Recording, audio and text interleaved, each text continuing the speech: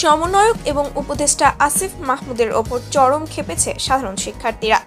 এক পর্যায়ে ছাত্রদের লাঠির মার খাওয়ার ভয়ে দৌড়ে পালালেন ক্রীড়া উপদেষ্টা আসিফ মাহমুদ।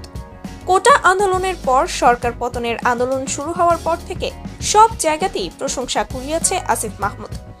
সরকার পতনের পর উপদেষ্টা হিসেবে দায়িত্ব নিয়েছেন দুইজন সমন্বয়ক, আসিফ এবং নাহিদ। দায়িত্ব নেওয়ার পরেই প্রশংসা কুড়িয়েছেন এই দুই তরুণ উপদেষ্টা। তবে বিপত্তি ঘটেছে ছাত্রদের নতুন করে আন্দোলন নিয়ে। বর্তমানে বাংলাদেশে আন্দোলন করাটা যেন নিত্যদিনের স্বাভাবিক ঘটনায় পরিণত হয়েছে। গত কয়েকদিন এইচএসসি পরীক্ষা বাতিল এবং অটো পাসের দাবিতে আন্দোলন করেছিল সাধারণ ছাত্ররা। তবে ছাত্রদের দাবি স্বাভাবিকভাবে মেনে নিতে পারেনি সমন্বয়ক এবং উপদেষ্টারা।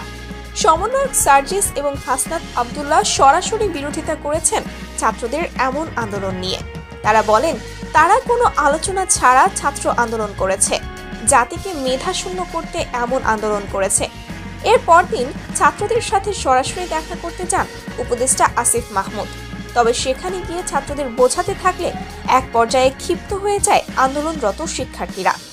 এক ভিডিওতে দেখা যায় উপদেষ্টা আসিফ মাহমুদকে মারতে তেড়ে আসেন ছাত্ররা এবং বলতে থাকেন ভুয়া ভুয়া। সে সময় তাদের হাতে ছিল লাঠি এবং অন্যান্য আঘাত করার মতো বস্তু।